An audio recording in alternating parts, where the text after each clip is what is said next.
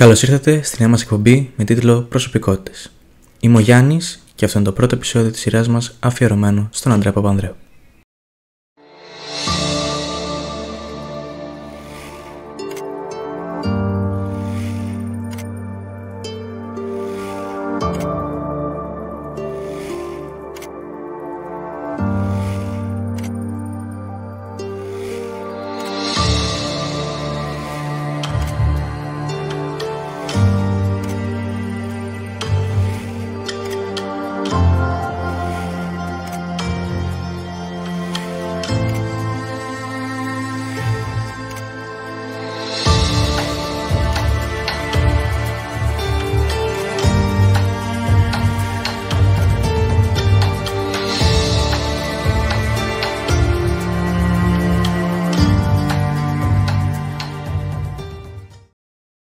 Ο Ανδρέας Παπανδρέου γεννήθηκε στη Χίο στις 5 Φεβρουαρίου του 1919, όπου υπηρετούσε ο πατέρας του, Γιώργος Παπανδρέου, ως Γενικός Διοικητής των Νήσων του Αιγαίου, διορισμένος από την κυβέρνηση του Ελευθερίου Βενιζέλου. Μητέρα του, η Σοφία Μινέικο, κόρη του φιλέλληνα Πολωνού αξιωματικού Ζίγμουντ Μινέικο. Ως μαθητής του Κολεγίου Αθηνών, ο Ανδρέας Παπανδρέου θα συλληφθεί για πρώτη φορά από τη δικτατορία Μεταξά για τις αριστερές του ιδέες και για δεύτερη φορά το Μάρτιο του 1939 ως φοιτητής νομικής σχολής του Πανεπιστημίου Αθηνών. Αφού πέρασε αρκετές μέρες στην απομόνωση, αποφυλακίζεται και τον Ιούλιο αναχωρεί για τη ΣΥΠΑ με ελάχιστα χρήματα στην τσέπη του. Αρχίζει σπουδές οικονομικών στο Πανεπιστήμιο του Χάρβαρντ, από το οποίο λαμβάνει διδακτορικό δίπλωμα το 1943. Ειδικεύεται στην οικονομική θεωρία και μέθοδο, στη βιομηχανική οργάνωση, στα συγκριτικά οικονομικά συστήματα, στη θεωρία και μέθοδο οικονομικής πολιτικής και προγραμματισμού, καθώς και στην οικονομική ανάπτυξη. Μετά από 4 χρόνια παραμονής στη ΣΥΠΑ, λαμβάνει την Αμερικάνικη υπηκότητα και την ίδια χρονιά κατατάσσεται ως εθελοντής στο Αμερικάνικο ναυτικό μεσούντο στη Β' Παγκοσμίου Πολέμου. Μετά την αφιπηρέτησή του, ακολουθεί πανεπιστημιακή καριέρα ως καθηγητής στα πανεπιστήμια Χάρβαρντ, Μινεσότας, Northwestern και Berkeley, στο οποίο διατέλεσε κοσμήτωρος της Οικονομικής Σχολής την περίοδο 1956-1959. Το 1941, σε ηλικία 22 ετών, νυμφεύεται για πρώτη φορά με τη μετέπειτα ψυχίατρο Χριστίνα Ρασιά, ένας γάμος που θα κρατήσει 10 χρόνια και θα καταλήξει διαζύγιο. Εν τω μεταξύ, έχει γνωρίσει την νεαρή Μαργαρίτα Τσάντ, την οποία θα νυμφευτεί τον ίδιο χρόνο και μαζί της θα αποκτήσει 4 παιδιά: τον Γιώργο, τη Σοφία, τον Νίκο και τον Ανδρέα. Την περίοδο 1959-1960 επισκέφτεται την Ελλάδα με αποστολή των Ιδρυμάτων Fulbright και Guggenheim για να μελετήσει την ελληνική οικονομία. Προσκλήθηκε τότε από τον Πρωθυπουργό Κωνσταντίνο Καραμαλή και ανέλαβε τη διεύθυνση του Κέντρου Οικονομικών Ερευνών το 1960-1964. Το οποίο, με δική του εισήγηση, μεταξελίχθηκε στο Κέντρο Προγραμματισμού Οικονομικών Ερευνών, γνωστό και ως ΚΕΠΕ. Συγχρόνως διετέλεσε οικονομικός σύμβουλος στις Τράπεζες της Ελλάδος έως το 1962. Τα χρόνια εκείνα έκανε τα πρώτα του βήματα στην πολιτική μέσα από τις τάξεις της Ένωσης Κέντρου. Στις εκλογές της 16 Φεβρουαρίου του 1964, τις οποίες κέρδισε θριαμβευτικά η Ένωση Κέντρου με ποσοστό 52,72%, έθεσε για πρώτη φορά υποψηφιότητα για βουλευτής και εξελέγει πανηγυρικά στην περιφέρεια Χαΐας. Στην κυβέρνηση που σχημάτισε ο πατέρας του, διατέλεσε υπουργός προεδρίας της κυβερνήσεως και αναπληρωτής υπουργός συντονισμού, υπουργό τον Στέφανο Στεφανόπουλο. Στο υπουργείο αυτό θα περάσει την πρώτη του μεγάλη δοκιμασία όταν η ΕΡΕ θα τον κατηγορήσει, χωρίς τελικά να αποδειχθεί, πως ανέθεσε χαριστικά σε φίλο του το πολεοδομικό σχέδιο Πάτρας, το γνωστό σκάνδαλο Σκιαδαρέση.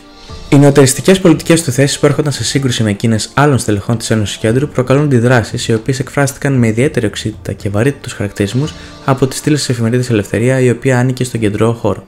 Η παρέτηση του Ανδρέα Παπανδρέου από το υπουργικό αξίωμα επέφερε προσωρινή αναστολή στην κρίση. Ο Ανδρέας Παπανδρέου αφιερώθηκε έκτοτε στην προσπάθεια να δώσει μορφή και έκφραση στην κεντροαριστερή πτέρυγα της Ένωσης Κέντρου. Επανήλθε στην κυβέρνηση ως αναπληρωτής υπουργός συντονισμού στις 29 Απριλίου του 1965 και παρέμεινε σε αυτή μέχρι την πτώση της στις 15 Ιουλίου του ίδιου χρόνου. Μετά την ανάληψη και πάλι υπουργικών καθηκόντων, κατηγορήθηκε ως εμπνευστής στρατιωτικής συνωμοσίας, η υπόθεση Ασπίδα. Ακολούθησε κλιμακούμενη πολιτική ένταση που κορυφώθηκε με τα Ιουλιανά του 1965. Την παρέτηση της κυβέρνησης Παπανδρέου με τη ρήξη του Μετωπαλάτη και την επακολουθήσασα αποστασία με τις αλλεπάλληλες συνεχείς κυβερνήσεις. Η αντιπαράθεση εξακολούθησε να οξύνεται με αμύωτο ρυθμό, ενώ άρχισαν να ακούγονται και οι πρώτες καταγγελίες για τον κίνδυνο πολιτιακής εκτροπής. Ο Ανδρέας Παπανδρέου, ο οποίος δεν έπαβε να καταγγέλει το θρόνο και τους εξωτερικούς παράγοντες ως αιτίες της ανώμαλης κατάστασης και να συνηγείρει τον κόσμο της κεντροαριστεράς για την ανάγκη προάσπισης των δημοκρατικών θεσμών με συνθήματα όπως η Ελλάδα στους Έλληνες, ο στρατός στο έθνος, αποτελούσε πρωταρχικό στόχο των αντιπάλων του που τον κατηγορούσαν ως εχθρό της ομαλότητας. Με την επιβολή του πραξικοπήματος της 21 Απριλίου του 1967, ο Ανδρέας Παπανδρέου συνελήφθη με περιπετειώδη τρόπο στο σπίτι του στο Ψυχικό και κρατήθηκε στις φυλακές Αβέροφ μέχρι το Δεκέμβριο, οπότε το στρατιωτικό καθεστώς χορήγησε αμνηστία και τον άφησε ελεύθερο. Τον Ιανουάριο του 1968 του δόθηκε άδεια να αναχωρήσει στο εξωτερικό. Ένα μήνα αργότερα, στις 27 Φεβρουαρίου, ιδρύει το ΠΑΚ, το Πανελλήνιο Απελευθερωτικό Κίνημα, με αρχική έδρα τη Στοκχόλμη και με τη θερμή συμπαράσταση των κυβερνήσεων της Σουηδίας. Ο ίδιος πίστευε ότι η ανατροπή της Χούντας των Συνταγματαρχών θα ήταν δυνατή μόνο έπειτα από συνεχή και συνεπή λαϊκό αγώνα. Εκτός από την αντιστασιακή του δράση, τα χρόνια της εξορίας του δίδαξε ως καθηγητής οικονομικών στα Πανεπιστήμια Στοκχόλμης 1968 με 1969 και Γιόρκ 1969 με 1974. Κατά τη διάρκεια της παραμονής στη Σουηδία, απέκτησε το πέπον του παιδί, την Εμιλία Νίμπλουμ, που ήταν ο καρπός του έρωτά του με την ηθοποιό και τηλεπαρουσιάστρια Ράνια Νίμπλουμ. Στις 16 Αυγούστου 1974 επέστρεψε στην Ελλάδα και έγινε δεκτός με ενθουσιασμό από χιλιάδες ομοειδεάτες του που κατέκλυσαν το αεροδρόμιο του Ελληνικού. Έχοντας αποστασιοποιηθεί από την Ένωση Κέντρου, ίδρυσε στις 3 Σεπτεμβρίου το Πανελλήνιο Σοσιαλιστικό Κίνημα Πασόκ, στο οποίο εντάχθηκαν πολιτικές δυνάμεις προερχόμενες από το ΠΑΚ, αντιστασιακές ομάδες καθώς και προσωπικότητες από την ευρύτερη Δημοκρατική Παράταξη. Η διακήρυξη της 3 του Σεπτέμβρη αποτέλεσε την ιδεολογικοπολιτική πηξίδα του κινήματος που συνεψίζεται στο τετράπτυχο Εθνική Ανεξαρτησία, Λαϊκή Κυριαρχία, Κοινωνική Απελευθέρωση, Δημοκρατική Διαδικασία. Όπως τόνισε ο Ανδρέας Παπανδρέου, ο βασικός κυριαρχικός στόχος του κινήματος είναι η δημιουργία μιας πολιτείας απαλλαγμένης από ξένο έλεγχο ή επεμβάσεις, πολιτείας απαλλαγμένη από έλεγχο ή επιρροή της οικονομικής ολιγαρχίας. Στις εκλογές της 17ης Νοεμβρίου του 1974, το ΠΑΣΟΚ συγκεντρώνει το 13,58% των ψήφων, έχοντας κατέλθει με το σύνθημα στις 18 Σοσιαλισμός. Η οξύδατη αντιπολιτευτική του τόνη με τον Κωνσταντίνο Καραμαλή έμειναν στην ιστορία. Συμφωνούμε με την κυβέρνηση μόνον σε ένα σημείο. Ότι η απόφαση, η επιλογή της ένταξης της Ελλάδας στην κοινή αγορά είναι η πιο κρίσιμη απόφαση που έχει πάρθει για το έθνος, η οποία πάρθηκε στον βωμό του ανήκομεν εις την Δύση. Δεν το επαναλαμβάνετε αυτό, με συγχωρείτε, δεν το επαναλαμβάνετε, το αρχίζετε με αυτό. Η Ελλάδα ανοίξει τον δυτικό κόσμο. Θέλετε από παράδοση, θέλετε από συμφέροντα, ανοίξει τον δυτικό κόσμο. Όταν λοιπόν επαναλαμβάνεστε που ανήκουμε στην Δύση, και βέβαια ανήκουμε στην Δύση, όπως άλλοι λαοί ανήκουν στους Αντασμεύτους, ανήκουν στους Ανατολικούς, ανήκουν στους Αφρικανούς, που την λένε αυτοί να ανήκουμε στην Δύση. Προτιμούμε να ανήκουμε στους Έλληνες. Στις εκλογές 20 Νοεμβρίου του 1977, το ΠΑΣΟΚ διπλασιάζει τα ποσοστά του με ποσοστό 25,34% και γίνεται αξιωματική αντιπολίτευση, αρχίζοντας τη φρενήρη πορεία προς την εξουσία. Οι θέσεις του ΠΑΣΟΚ διατυπώνονται συνολικά στην προεκλογική διακήρυξη των εκλογών του 1981, με τη διακήρυξη κυβερνητικής πολιτικής γνωστότερη ως συμβόλαιο με το λαό.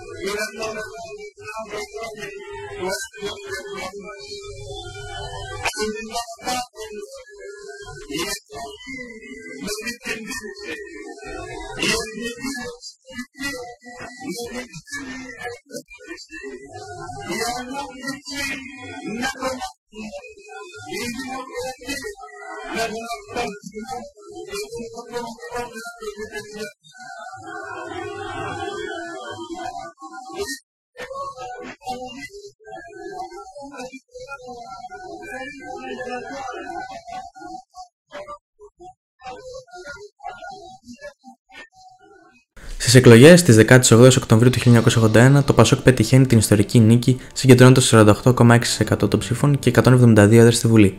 Έτσι, ο Ανδρέας Παπανδρέου έγινε πρωθυπουργός της χώρας και σχημάτισε την πρώτη αριστερή κυβέρνηση στην ιστορία του ελληνικού κράτους. Η πρώτη κυβερνητική τετραετία του ΠΑΣΟΚ χαρακτηρίστηκε από σημαντικές αλλαγές σε πολλούς τομείς της εσωτερικής πολιτικής.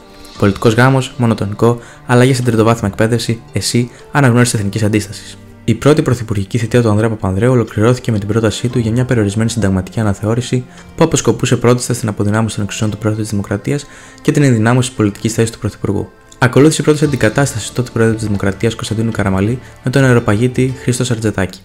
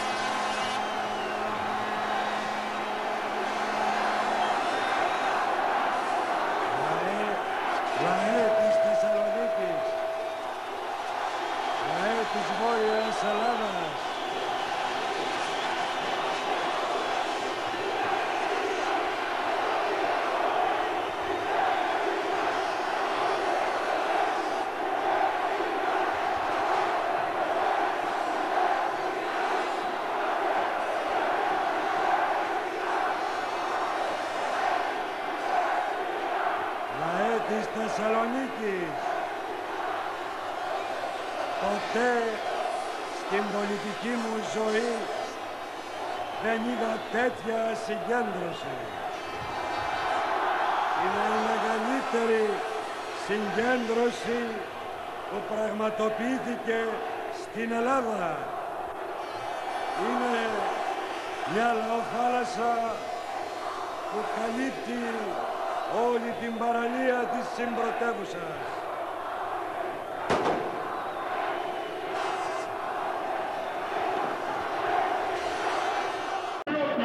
Για έναν καλύτερο αύριο, για έναν καλύτερο κόσμο. Σε αυτή την πανδημοκρατική γιορτή της χαράς και της νίκης, της συμφιλίωσης και της δημοκρατίας, ο εμπνευστής των ελπίδων και των οραμάτων του λαού μας, ο εγγυητής της ομαλότητας, της ειρήνης και της δημοκρατίας, ο σίγουρος διαθριαδευτής των εκλογών της Κυριακής, ο Πρωθυπουργός της Ελλάδας, ο Πρωθυπουργός μας, ο Αντρέας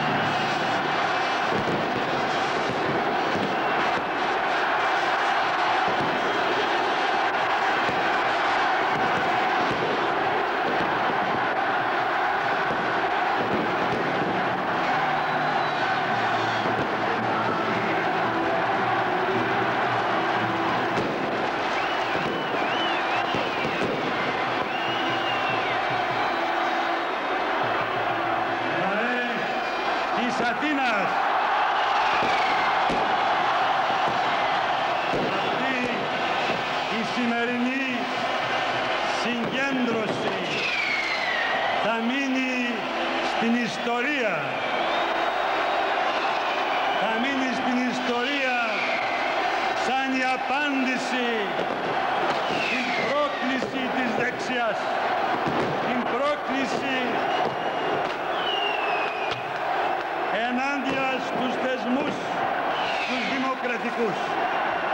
Ενάντια στο ξεθεμέλιωμα και το πισωγύρισμα που επιδιώκει η δεξιά. Είναι αυτό σήμερα. Γιορτή, πανηγύρι, μυσταγωγία της δημοκρατίας και της νίκης.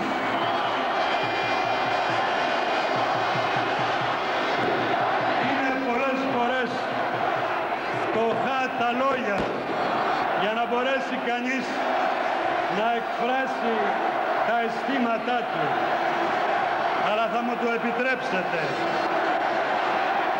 Η απόψινή συγκέντρωση αποτελεί πραγματικά τη μεγαλύτερη στην ιστορία της πρωτεύουσας. Δεν υπάρχει καμιά άλλη, είτε η χθεσινή, είτε του 81, είτε του 77, που να συγκρίνονται με την δυναμική παρουσία των κατοίκων των Αθηνών, του Λεκανοπεδίου και όχι των μετακινηθέντων από άλλες περιοχές της πατρίδας μας. Οι κυβερνητικές επιδόξεις για τις οποίες αντέδρασε με σφοδρότητα η Νέα Δημοκρατία επικυρώθηκαν πολιτικά από τις εκλογές της Δευτέρας Ιουνίου του 1985. Το 1988 ξέσπασε το σκάνδαλο Κοσκοτά, στο οποίο ενεπλάκησαν στελέχη της κυβέρνησης αλλά και ο ίδιος ο Ανδρέας Παπανδρέου. Την ίδια χρονιά άρχισαν τα προβλήματα υγείας του Ανδρέα Παπανδρέου, ο οποίος οδηγήθηκε ασπεσμένος στο νοσοκομείο Χέρφιλντ του Λονδίνου και υπευλήθη σε σοβαρή εγχείρηση ανοιχτής καρδιάς από το διάσημο καρδιοχειρουργό Μαγντί Γιακούμπ.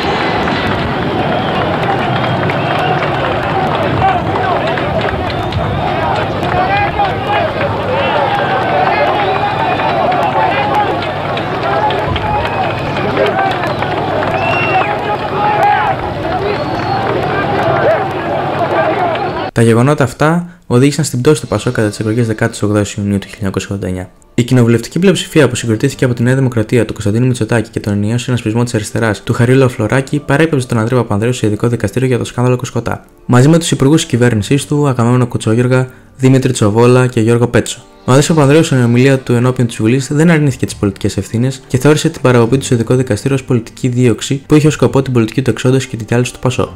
Με την έκδοση της αθωτικής απόφασης του ειδικού δικαστηρίου με ψήφους 7-6 ως προς τον Ανδρέα Παπανδρέου, έκλεισε ένα κεφάλαιο της ελληνικής πολιτικής ζωής που έμεινε στην ιστορία ως βρώμικο 89. Στο διάστημα αυτό, ο Ανδρέας Παπανδρέου πήρε διαζύγιο από τη δεύτερη σύζυγό του Μαργαρίτα και νυμφεύτηκε σε τρίτο γάμο την αεροσυνοδό Δήμητρα Λιάννη. Η έκβαση της δίκης επέτρεψε στον Ανδρέα Παπανδρέου να θέσει ζητήματα παραπλάνησης του εκλογικού σώματος κατά τις βουλευτικές εκλογές την περίοδο 1989-1990, που έδωσαν τελικά οριακή κοινοβουλευτική πλειοψηφία στη Νέα Δημοκρατία του Κωνσταντίνου Μητσοτάκη. Του Πανελλήνιου Σοσιαλιστικού Κινήματος, ο Ανδρέας Παπανδρέου.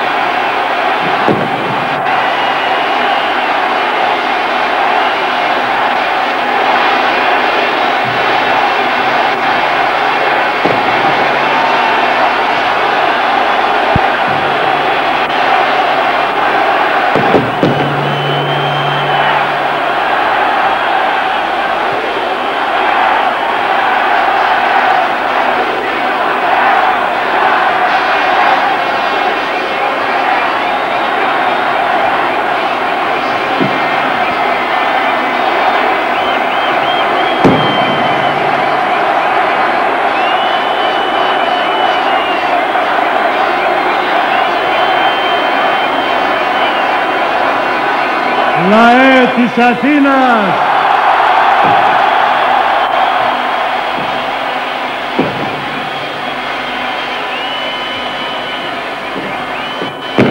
δεν υπάρχουν λόγια,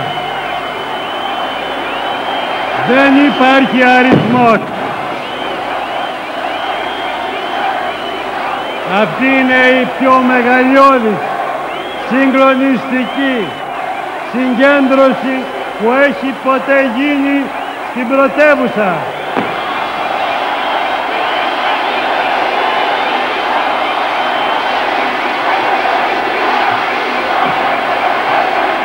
Και το μήνυμά της είναι ξεκάθαρο.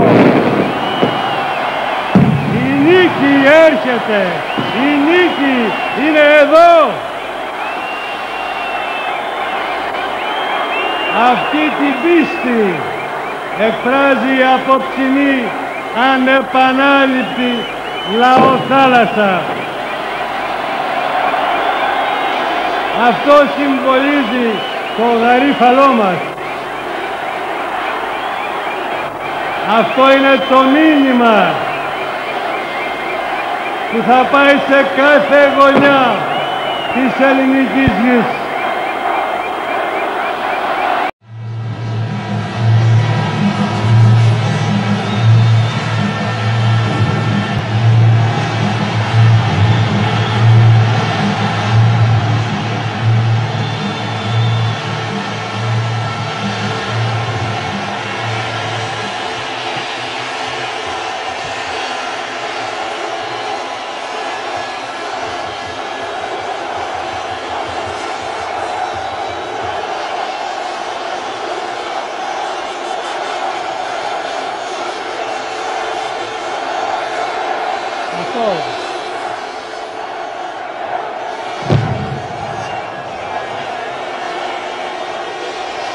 Πολίτες της Θεσσαλονίκης,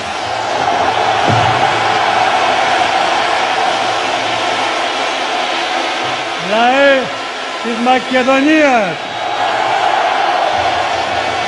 δεν έχω λόγια να εκφράσω αυτό που νιώθω απόψε. Δεν έχει ξαναγίνει. Δεν βρίσκω λέξεις για να αποδώσω τα συναισθήματα που με πλημμυρίζουν.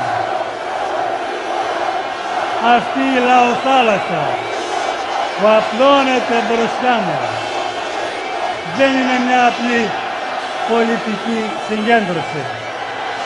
Δεν είναι μόνο μια μεγάλη λαϊκή συσπήρωση. Είναι κραυγή του λαού μας.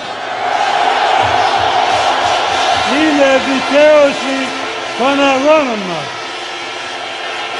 Και πάνω απ' όλα, λαέ της Θεσσαλονίκης, είναι η λύτρωση ύστερα από 4 χρόνια κυβέρνησης μιας κλίκας που οδήγησε τον τόπο στο χείλος του Εδαβίσιου. Στις πρόορες εκλογές 10 Οκτωβρίου του 1993, που προκριθήκαν μετά από παρέτηση της κυβέρνησης Μητσοτάκη λόγω έντονων εσωκομματικών προβλημάτων, το Πασόκ επανέλθει θηραπευτικά στην εξουσία με ποσοστό 46,89 και ο Ανδρέας Παπανδρέου σχημάτισε την τρίτη του κυβέρνηση. Θα κυβερνήσει για περίπου 2 χρόνια, καθώς τον Νοέμβριο του 1995 θα μεταφερθεί στο Ωνάσιο Καρδιοχειρουργικό Κέντρο με σοβαρά προβλήματα υγείας, τα οποία τον οδήγησαν να παραιτηθεί από την Πρωθυπουργία στις 17 Ιανουαρίου του 1996. Ο κ. Ανδρέας Παπανδρέου εισήχθη στο Ωνάσιο Καρδιοχειρουργικό Κέντρο στη 1 μετά μεσημβρία για διερεύνηση αναπνευστικής δυσφορίας λόγω πιθανής λοιμώξεως του αναπνευστικού. Μετά τη βελτίωση που παρουσίασε η κατάσταση υγείας του, βγήκε από το νοσοκομείο το Μάρτιο του ίδιου έτους.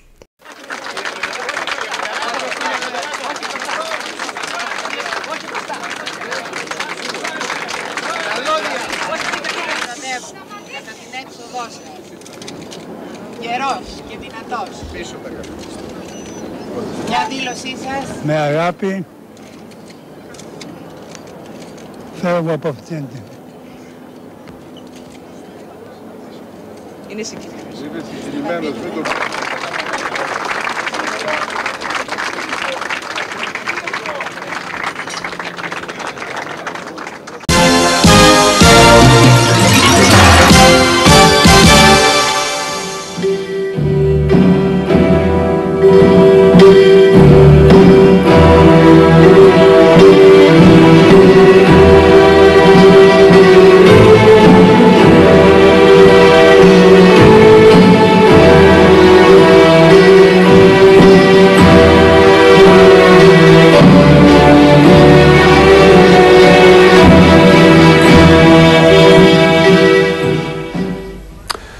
Χαίρετε κυρίες και κύριοι. Κυριακή σήμερα 23 Ιουνίου και η Ελλάδα πενθεί. Ο Ανδρέας Παπανδρέου έφυγε για πάντα και μαζί του παίρνει τέλος μια ολόκληρη εποχή.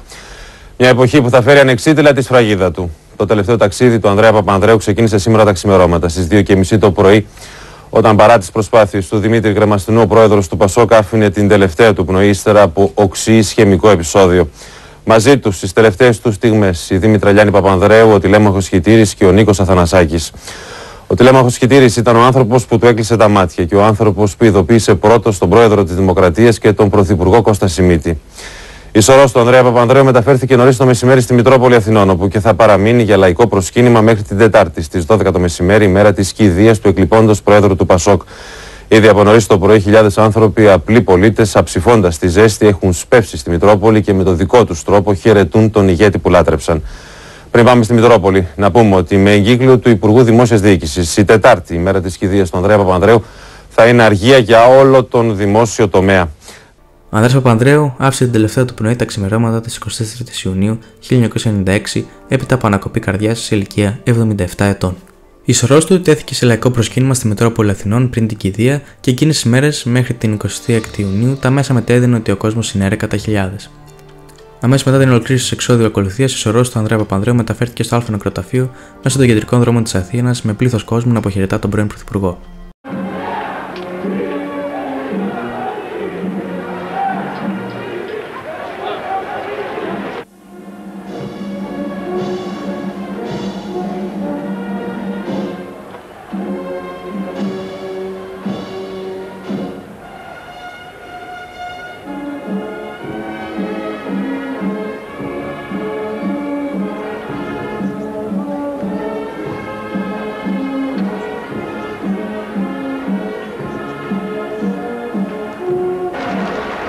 Από το Υπουργείο Παιδείας βλέπουμε να ραίνουν με ροδοπέταλα κάποιοι άνθρωποι την κεφαλή της πομπής.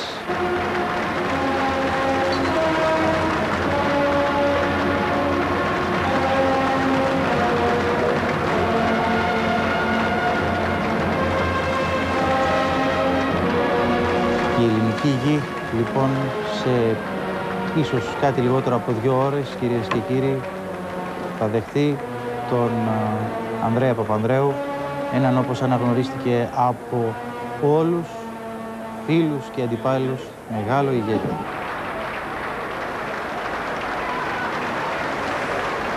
Μοιάζει ατελείωτη αυτή η βροχή από τα λουλούδια που πέφτουν από τα μπαλκόνια.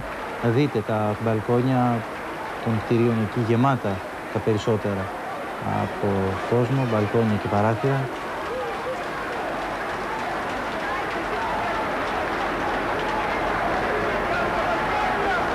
Και εδώ πια η πομπή έχει περάσει από το σημείο που βρίσκεται η κάμερα. Βλέπετε μετά την οικογένεια, τα μέλη της κυβέρνησης, στις πλάτους για την ακρίβεια. Και ο Ανδρέας Παπανδρέου, κυρίες και κύριοι, στην πλατεία Συντάγματος για τελευταία φορά. Τούτη τη φορά δεν μιλάει, όμως ο κόσμος εξακολουθεί να χειροκροτεί. Ίσως πιο ζεστά από ποτέ. Η αρχή της νεκρόσιμης πομπής περνάει από τη Βασιλείου Γεωργίου του Πρώτου, εδώ έξω ακριβώς από τη Μεγάλη Βρετάνια, στο 5ο όροφο του οποίου βρισκόμαστε, και έτσι μπορούμε να δούμε αυτή τη στιγμή όλη την πλατεία. Από το Λυκαβητό βλέπετε τους 20. Ακούτε, Νίκο, έξω από τη Βουλή, πλατεία Συντάγματος, ο κόσμος έχει παραταχθεί δεξιά και αριστερά της Λεωφόρου Αμαλίας και με θερμά χειροκροτήματα αποτείει φόρο τιμής στον μεγάλο αυτόν ηγέτη, στον ηγέτη της Δημοκρατικής Παράταξης, τον Ανδρέα Παπανδρέου. Να τα πλάνα πάλι από το ελικόπτερο, τον πολύ κόσμο που στρίβει. Εδώ μπροστά στο Ζάπιο υπάρχει ένα πράσινο πανό που γράφει «Ανδρέα, η Κάλυμνος δεν θα σε ξεχάσει ποτέ». Και τόσο η Καλύμνη όσο και οι υπόλοιποι κάτοικοι του Αιγαίου ξέρουν ότι ο Ανδρέας Παπανδρέου, καθώς από την πρώτη στιγμή που ανέλαβε το ΠΑΣΟΚ την διακυβέρνηση του τόπου και ο ίδιος ο Πρωθυπουργός, το Υπουργείο Εθνικής Άμυνας, το πρώτο πράγμα που έκανε ήταν να φτιάξει το νέο αμυντικό δόγμα της χώρας. Βλέπουμε πλάνο από το ελικόπτερο και βλέπουμε πραγματικά, κυρίες και κύριοι, το μέγεθος του πλήθους. Βλέπετε πόσος πολλής κόσμος έχει πλημμυρίσει στην κυριολεξία την Αμαλίας.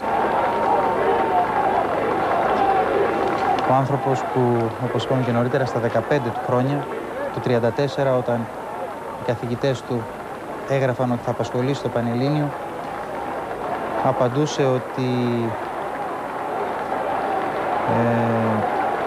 του αρέσουν πάρα πολύ η ιστορία και τα μαθηματικά. Το ένα συμβαδίζει με τα ενδιαφέροντά του και το άλλο με την λογική του.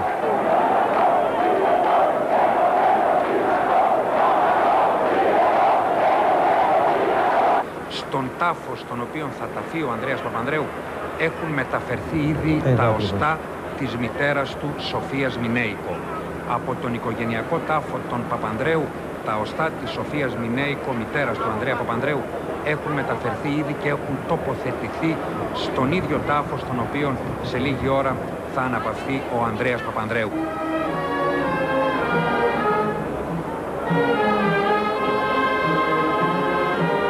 Είναι ισοσελίδα και στην καρδιά όλων μας, Δημήτρη, Ακριβώς. γιατί ο Ανδρέας Παπανδρέου φρόντισε να γεμίσει σελίδες της ιστορίας, μάλιστα στο ενέργειες όταν ήταν ζωντανός.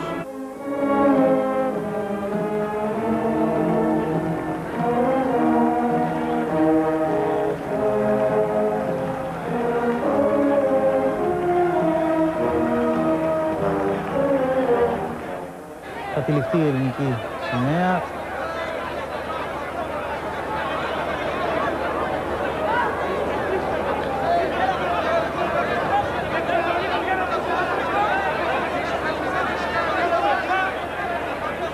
Και το φέρετρο που το βλέπουμε τώρα θα κατέβει κατεβαίνει στον φέρετρο σκαμμένο τάφο.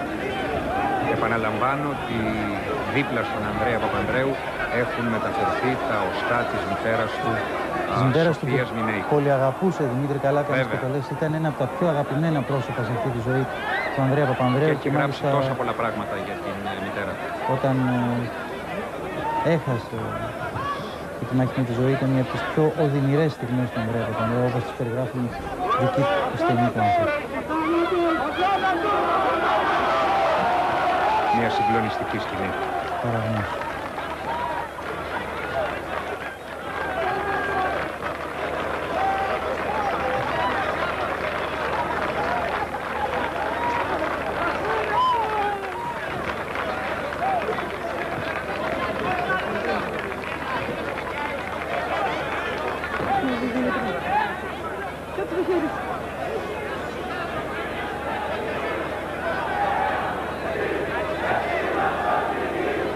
Ίσως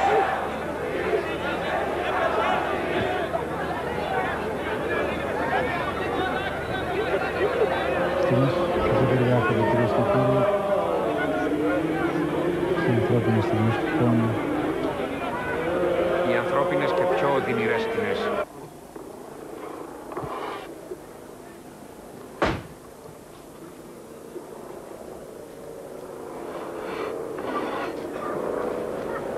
Τελευταίες στιγμές της πράξης του δράματος, αν τις προτιμάτε.